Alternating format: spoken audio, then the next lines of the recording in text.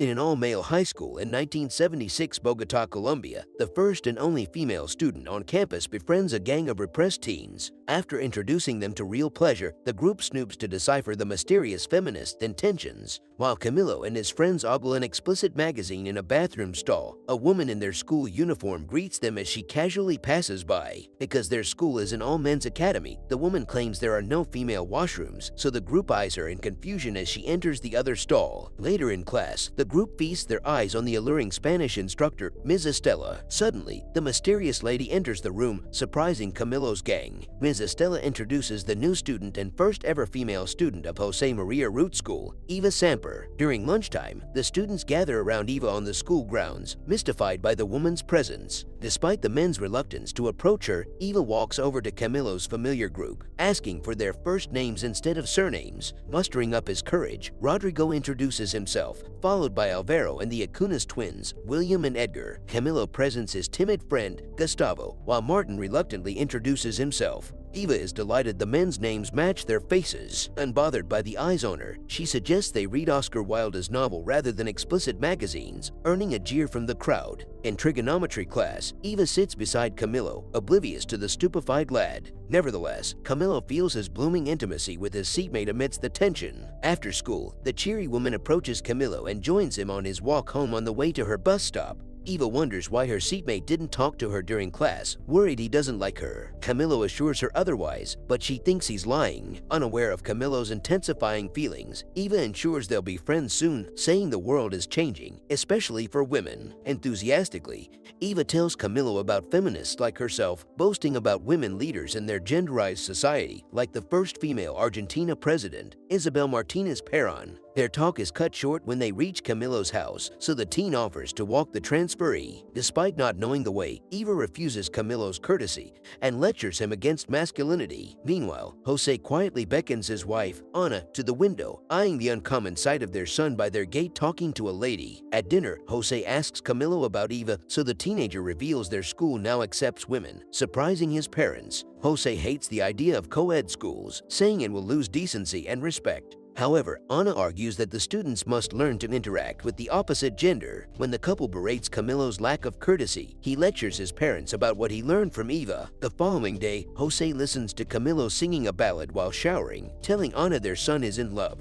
However, the conformist father dislikes that his son's crush is a feminist. Shortly after, Camilo goes to school without breakfast since he's running late from renewing his hairstyle. Similarly, in class, the teenagers stare in Eva's direction, hoping for her to notice their new look, while Martin eyes her and his friends in annoyance. To get the students' attention, Ms. Estella announces they should choose among two vocational courses, electrical engineering or accounting. Unwilling to enroll in masculine subjects, Eva asks Ms. Estella if there are other choices, like knitting, leaving the room speechless. On the field, Martin berates his friends for being infatuated with Eva, irritated about her suggestions to have feminine courses. Overhearing Martin's rant, Eva explains that she doesn't want to do hard labor, but the aggravated teen glowers at her assertiveness. While playing soccer, the teenagers give it their all, wanting to impress their female classmate who's watching on the bench. Suddenly, Octavio aggressively pushes Camilo to the ground, so the gawky friends confront the bully. Accosted by the group, Octavio challenges them to a fight in the field, which Martin bravely accepts. Due to the altercation, Camilo feigns courage, eager to impress Eva. After school, Camilo and his friends head to Theater Imperio to watch an explicit film when Eva joins them. Martin tries to cut her off, but the assertive woman reveals she has already watched it, surprising her classmates. Eva dislikes it and invites them to watch a dance movie instead. To gain protection against Octavio, Camilo supports and joins Martin at Theater Imperio while the rest of their friends go with Eva. In the cinema, Martin dismisses Camilo's worries about his upcoming fight, saying Octavio's all talk. Contrary to Camilo's concerns, Martin claims Eva is their real problem since she split them up. Afterward, the duo meets their friends at a pool club where Eva claims she's teaching the others about real pleasure. Suddenly, Octavio finds Camilo and challenges him to resolve their issue immediately. However, Eva interjects, comparing Octavio to Jim Stark, a troublesome movie character responsible for his friend's death.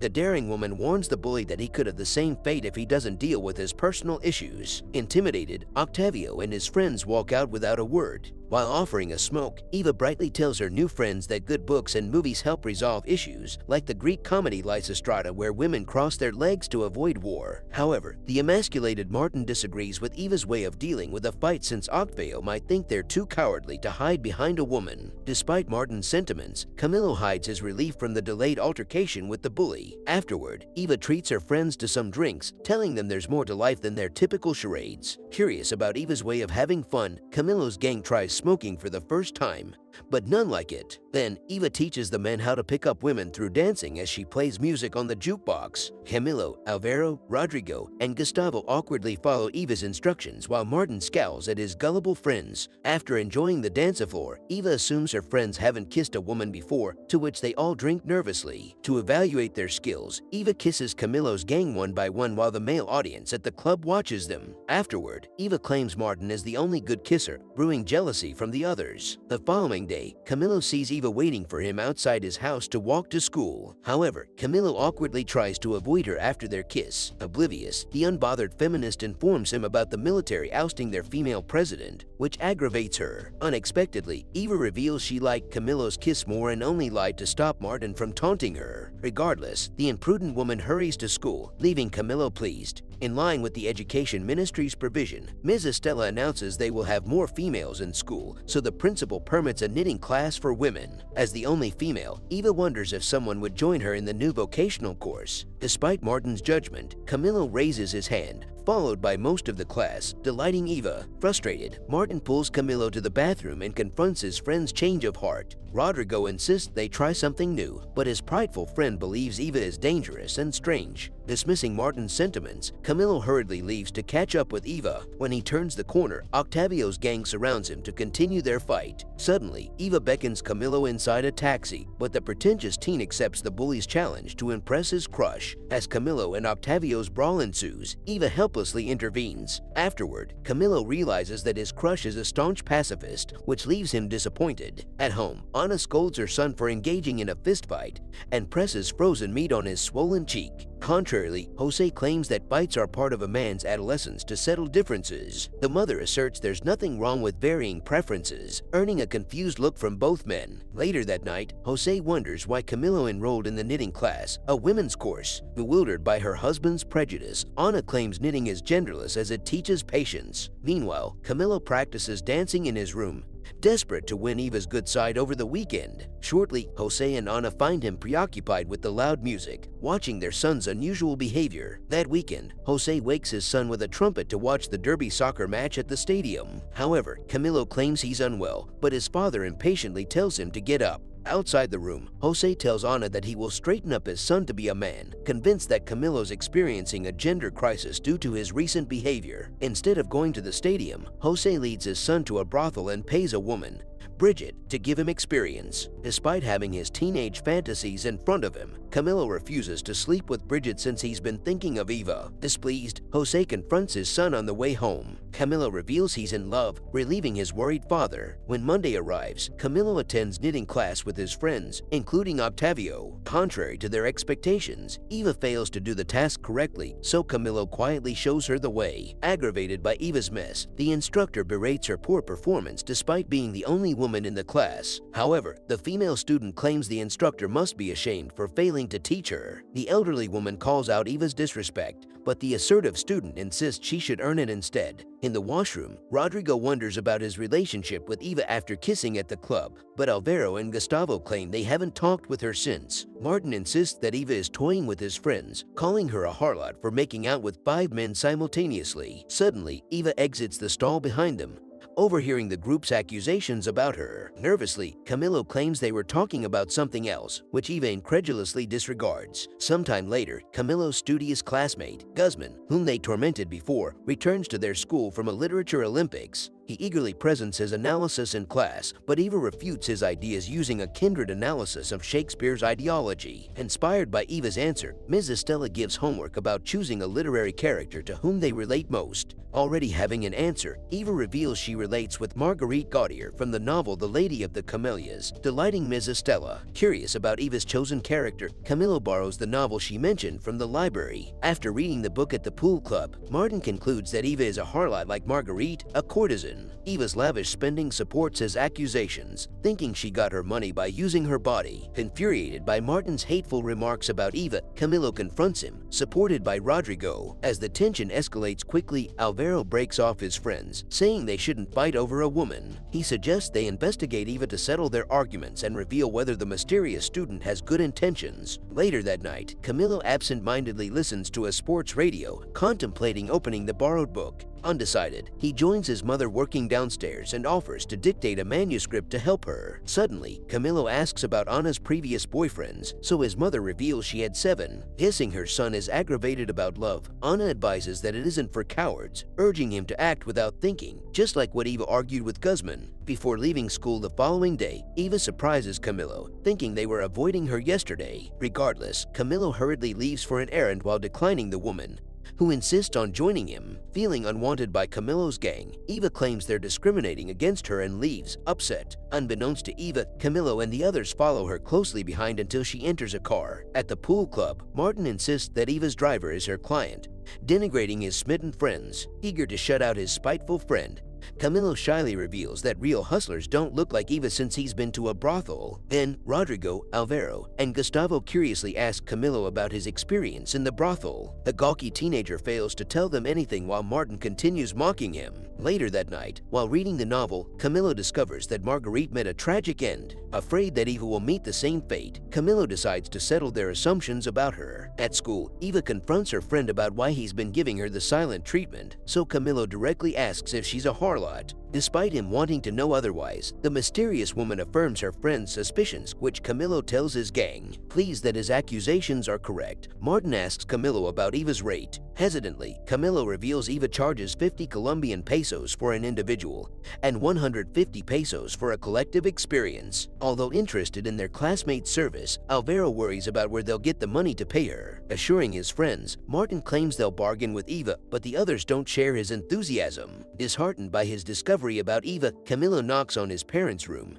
Where his father opens the door, Camilo asks Jose for money to seek intimacy elsewhere, claiming he gave up on love. Since Jose is busy with his wife, he quickly hands his son some cash. When he returns to bed, Anna suddenly confesses her promiscuity, surprising her husband. To ensure they have enough for Eva's service, the quintet lay down their money. Camilo's gang sold their precious belongings to the Acunas brothers, who run a syndicate at night. Despite their sacrifices, their collective cash is insufficient to satisfy their fantasies. In the hallway, the group asks Eva for a friendship discount since they're short on payment. The cunning woman mocks them since they have left her out of their plans lately. However, Eva accepts their pleas and leads them away to grant their favors. The 5 men contemplate since their most awaited sports stage happens at the same time, so Eva makes them choose. Overwhelmed by desire, Camilo's gang follows her until they arrive at a house after a 40-minute drive. Eva welcomes the group inside and asks them to unclothe as she changes upstairs. While looking around, Camilo notices that the place doesn't look like a brothel but normal house. Then, when Alvaro and Martin curiously grab the walkie-talkies on the dining table, Eva tells them to hurry, ashamed to see each other unclothed.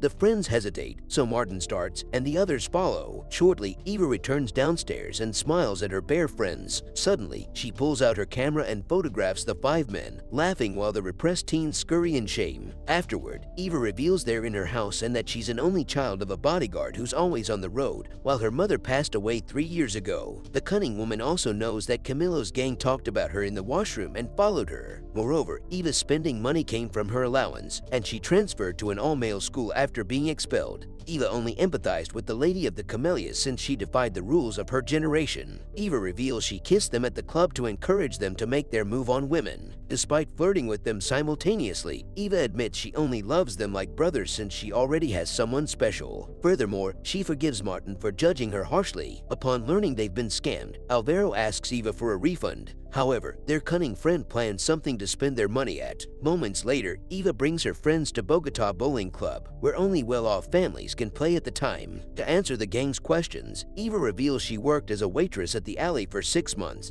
so she knows her way in the game. As they get in their socks, Eva explains the rules and chooses Gustavo and Alvaro as her teammates, disappointing Camilo. Soon, the group enjoys the unfamiliar game while jealously eyeing Eva's teammates. After their female friend returns to her house, the 5 friends take the bus home. On the road, Rodrigo suspiciously discusses what happened in the alley with Camilo, but his in-denial friend dismisses his concerns. The following day, Eva accuses her friends of stealing the missing walkie-talkies in her house. When she leaves, Alvaro worries she'll leak their photos for revenge, so Camilo asks his friends if they stole it. Offended, Martin confronts Camilo, but Rodrigo breaks them off. After school, Alvaro excuses himself from his worried friends, making Camilo suspect him. Moments later, the 4 friends follow Alvaro to a restaurant and expose his lie, finding the walkie-talkies in his bag. The thief plans to sell it to seek pleasure that Eva denied, but only Camilo firmly refuses this idea. However, Martin insists it's 4-on-1, so they summon the Acunas twins to sell the device. Then, the twins demand to know where they got it, but the group refuses to risk Eva's place. Soon after, Rodrigo, Alvaro, Gustavo, and Martin lose their innocence in the brothel with the money. Meanwhile, Camilo hesitates to knock on Eva's home to apologize and profess his love since she has a lover, so he leaves instead. Still upset about Ana's confession,